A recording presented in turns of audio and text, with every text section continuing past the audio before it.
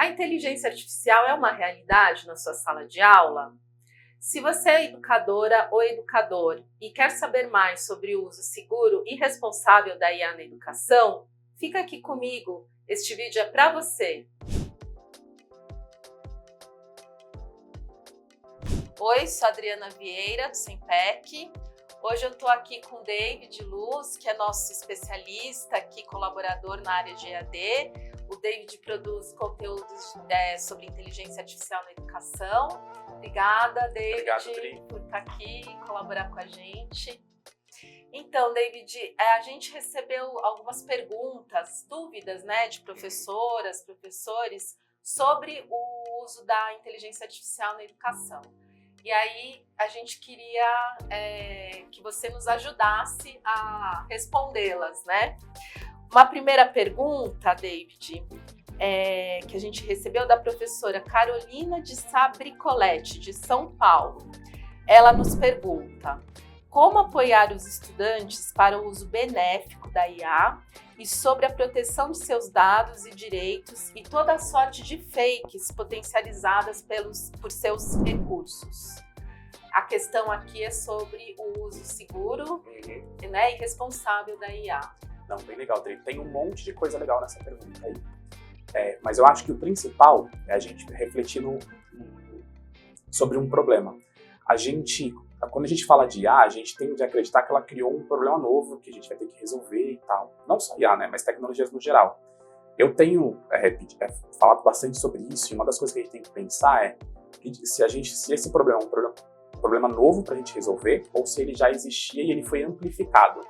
Então, eu também tenho repetido que as IAs, ela tem essa característica, ela pode amplificar uma coisa para o bem ou para o mal, Então, ela pode ajudar a gente a melhorar alguma coisa ou piorar alguma coisa que já estava ruim.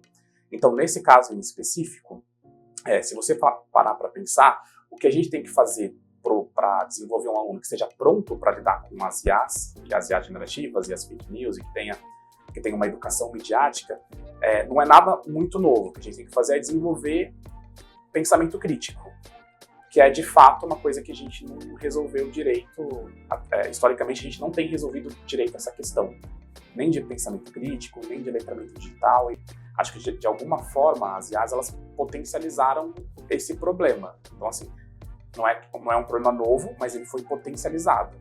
Então, o tempo que a gente vai ganhar com esse tanto de automação que as IAs vão fazer pela gente, a gente deveria usar toda a energia que a gente tem para trabalhar ainda mais nesse problema, nessa questão, nesse desafio que a gente tem, que é desenvolver pensamento crítico.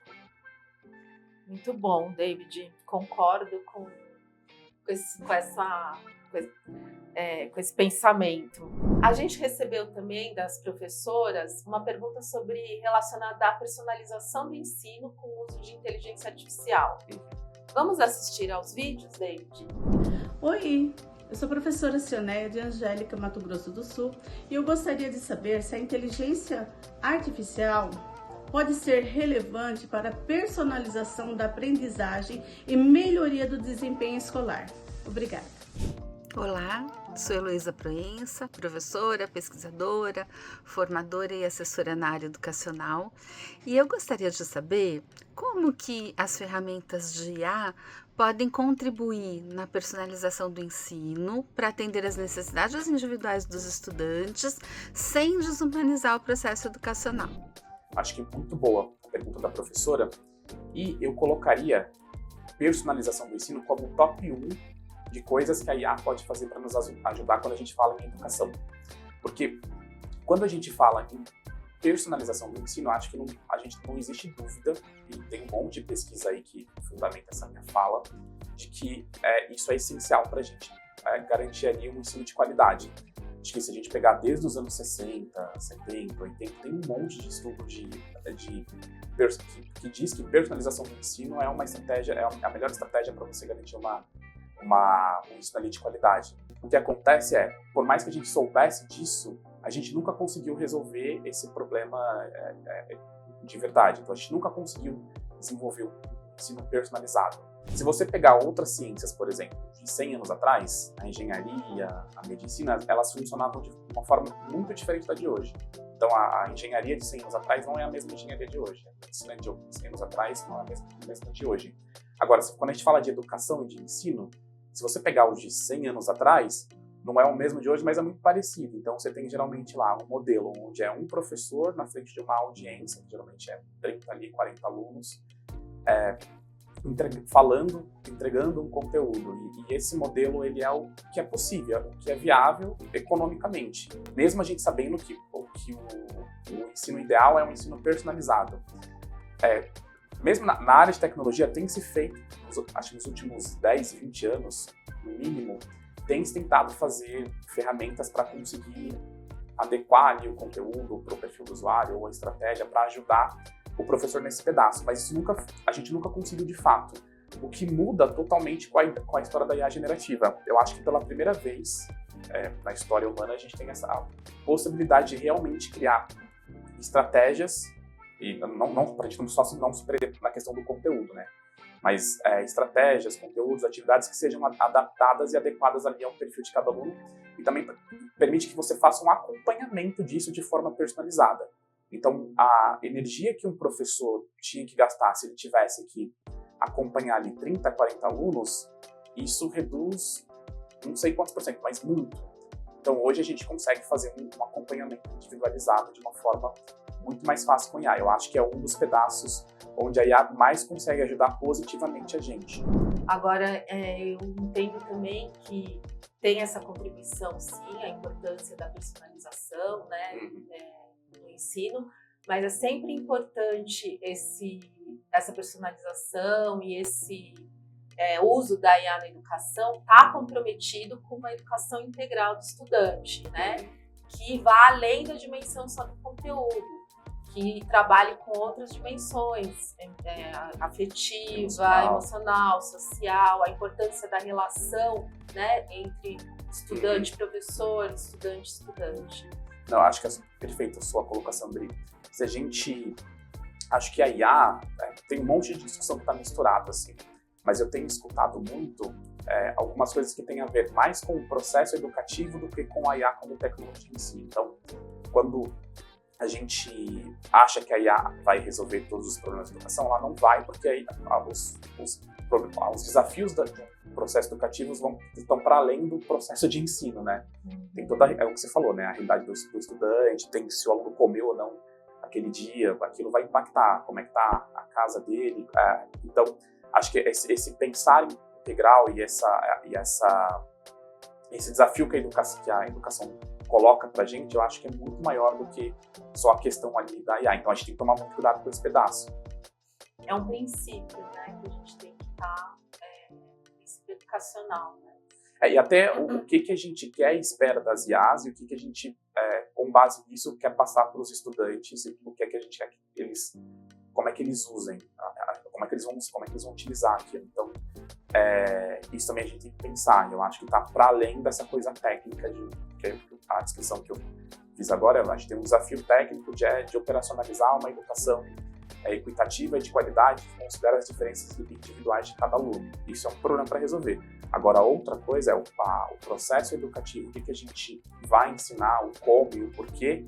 Eu acho que essa discussão tem que estar muito... Até porque a IA também vai colocar uma outra coisa, um outro desafio muito grande para a gente, que é o desafio da ética.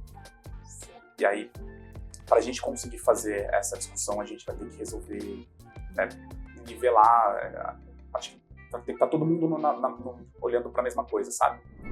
Para finalizar aqui o nosso bate-papo, eu queria te ouvir o seguinte: que dica você daria para uma professora, um professor que quer começar a usar a inteligência artificial, mas não sabe como começar? Eu acho que isso varia muito de contexto, mas o que eu tenho percebido é que os professores estão sendo bombardeados pelas instituições que eles trabalham, pela mídia, pelos amigos, com você tem que usar IA, ou você não tem que usar, acho que isso está acontecendo muito rápido. Mesmo para quem é especialista e trabalha com isso é muito rápido, é muito difícil de você administrar tudo isso. Eu daria uma dica mais básica do tipo, vai no seu ritmo e percebendo o seu contexto. Então, tenta perceber, se você está num contexto onde seus alunos já estão usando IA se percebe, eles já estão usando o chat GPT e tal. Tenta entender o que eles estão usando e como, e aí, para você conseguir criar uma estratégia que faça aquilo trabalhar a seu favor e não contra.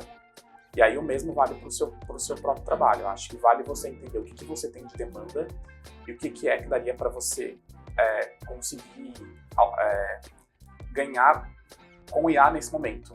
Eu iria com isso. Aí eu tentaria primeiro entender quais são os meus problemas e iria... A IA generativa consegue atacar esses problemas, então a gente já sabe, eu tenho uma sala com muitos alunos, eu não estou conseguindo olhar para as individualidades, ou não, eu tenho uma sala com 5 alunos, então isso muda. Então, eu tenho uma questão aqui de desempenho, eu não estou conseguindo elaborar questões para os diferentes níveis dos meus alunos, ou não, no meu contexto eu tenho alguém que faz isso para mim e tal. Então, tudo isso muda. E aí você tem que considerar o seu contexto, e aí, a partir disso, ir atrás, porque estão surgindo muitas aplicações, porque a tecnologia não tem a ver com a aplicação em si, isso é uma das outras coisas que estão confundindo. Então, a gente tem uma tecnologia que possibilita muitas coisas, e esse universo de possibilidades estão bombardeando, acho que nesse momento, não só os professores, mas todos os profissionais que trabalham de alguma forma com essa parte de produção intelectual ou de formação. Eu acho que essa é a grande questão, assim, do professor, como ele consegue acompanhar essa evolução, né, essa mudança rápida das tecnologias, né? Eu acho que isso é um grande problema mesmo para a gente, como professor, como educador, resolver, né? Se a gente se depara com isso. O que ele tem que tentar se apegar é que as tecnologias, elas têm um monte, mas solução ainda não. Então, a gente tem um monte de problema e um monte de tecnologia. Aí, como é que você usa isso para resolver os seus problemas? Então, tentar entender do que tem novo ali, como é que você aplica isso, eu acho que é um exercício bem produtivo. Assim. E aí, cada vez mais a importância do professor, né? Não, sem dúvida. Como especialista, né? Da aprendizagem, né? Do processo de ensino-aprendizagem, da área de conhecimento dele. Para mim, uma das grandes provas de que a gente, como cultura, ainda não entendeu isso direito, agora falando como um especialista, é o tipo de fala que a gente tem escutado, e aí de quem defende e de quem ataca o uso da educação. Porque, no geral, na minha avaliação, se você compreende como é que uma IA funciona, uma IA generativa funciona e onde ela pode ser aplicada, você tem que perceber que o papel do professor fica muito mais importante do que é hoje. Aliás, fica mais importante do que é hoje. Então, assim, a gente vai precisar mais do que nunca de bons professores. Acho que para usar isso de uma forma eficiente, porque senão o que você vai produzir é o que a gente tem mais medo, né? Mais massificação e mais um ensino plastificado e não o que a gente quer, que é uma educação personalizada e individualizada, né? E aí você vai precisar dos professores justamente para fazer esse papel. E que desenvolva o pensamento crítico, né? Exatamente. Tá certo, David. Te agradeço muito, né, por esse papo, por essas reflexões. Foi muito bom conversar com você sobre esse assunto aqui. E esperamos ter colaborado com você, professor, professora, né, sobre o uso das inteligências artificiais na educação.